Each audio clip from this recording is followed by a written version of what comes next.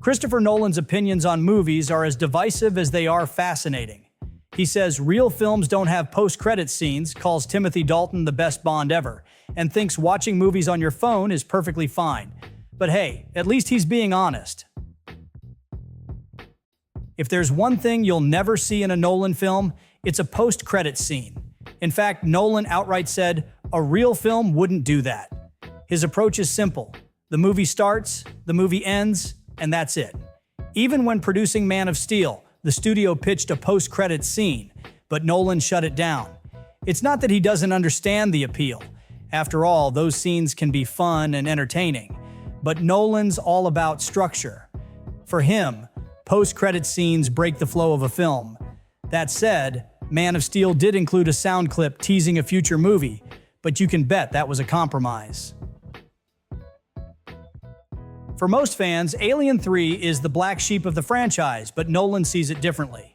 He's gone on record praising David Fincher's directing, even though Fincher famously despises the movie. Nolan has called Alien 3 a flawed masterpiece, saying, "His talent shines through in that movie." Nolan even remembered walking out of the theater and telling a friend, "I've just seen the new Ridley Scott. It's hard not to see the connection. Fincher's vision and style stand out, even in a movie marred by behind-the-scenes chaos." According to Nolan, Alien 3 is proof of Fincher's brilliance, whether the director himself agrees or not.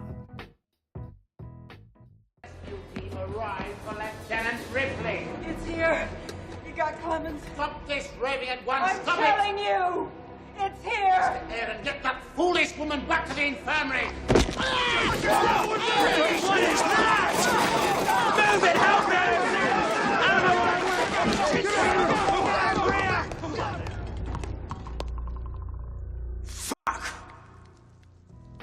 Christopher Nolan loves James Bond. That's no secret. You can see the inspiration in movies like Inception and Tenet, which is why fans are dying for him to direct the next Bond chapter. But Nolan's pick for the best Bond movie? That's where things get surprising. His favorite is On Her Majesty's Secret Service, the only Bond film starring George Lazenby. While Nolan's films are known for their grounded realism, his admiration for On Her Majesty's Secret Service highlights its emotional depth and tragic love story. As Nolan put it, it's a hell of a movie. It holds up very well. Of all the Bond films, it's by far the most emotional. Nolan's love for the underdog doesn't stop at movies. It extends to actors too. While most would peg Daniel Craig as the Bond most in sync with Nolan's style, the filmmaker prefers Timothy Dalton. With only 2 Bond films under his belt, Dalton's portrayal is often overlooked. For Nolan, though, it's not just about Bond himself. He's drawn to the depth given to the love interest in The Living Daylights and License to Kill. Dalton's gritty take on Bond may have been ahead of its time, but Nolan clearly saw something special in it.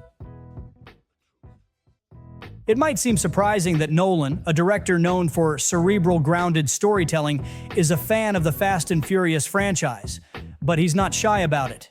He's a self-proclaimed original recipe guy, praising the Rob Cohen-directed first film, yet he has a special fondness for Tokyo Drift.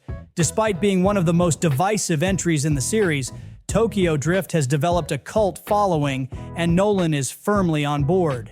He respects how Justin Lin's direction elevated the franchise over time, even as the films became bigger and more outrageous. In Nolan's own words, they got crazier and bigger and crazier and bigger, they became something else, but something else kind of fun. Nolan has always championed the theatrical experience, so you'd think he'd be against watching movies on small screens. Surprisingly, he's not. He believes the cinematic experience transcends the screen size, explaining that viewers carry their understanding of what the full theater experience would be, even when watching on a phone or tablet. For Nolan, it's all about where the movie begins its life. As long as a film is initially presented on the big screen, its essence will trickle down to smaller formats. For most Blade Runner fans, the debate over the best cut is endless. The theatrical cut, the director's cut, the final cut, each has its loyal followers. But among them, the theatrical cut is usually the least popular, criticized for its studio-mandated happy ending and Harrison Ford's flat voiceover. Nolan, however, sees it differently. For him, the theatrical cut is the definitive version. He admits this might be tied to nostalgia, recalling how he watched it hundreds of times on VHS as a kid. But there's more to it than that.